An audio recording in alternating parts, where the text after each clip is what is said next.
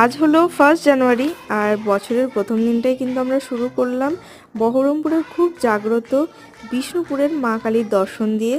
আর এই মায়ের পুজো উপলক্ষেই গোটা পৌষ মাস ধরে কিন্তু এখানে মেলা হয়, খুবই বড় করে উদযাপন করা হয়, বহু দূর দূর থেকে লোক আসে।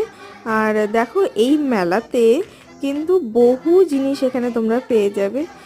পরিবারের যে সমস্ত জিনিসগুলো প্রয়োজন হয় সংসারে, সেগুলো ছাড়াও বিভিন্ন রকমের পুজোর জিনিস, ব্যাগ, সাজের জিনিস সব কিছু কিন্তু পেয়ে যাবে।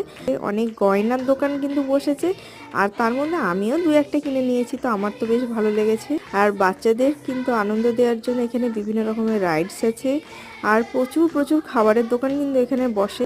যারা তোমরা এখনও ঘুরতে আসোনি তারা কিন্তু অবশ্যই চলে এসো। আর পুরো ভিডিওটা কিন্তু আমাদের ব্লগে দেওয়া রয়েছে, যেটা তোমাদেরকে আমরা শেয়ার করেছি, তো সেটা দেখতে ভুলো না। দেখা হচ্ছে পরের আরেকটি ব্লগে, ততক্ষণের জন্য টাটা।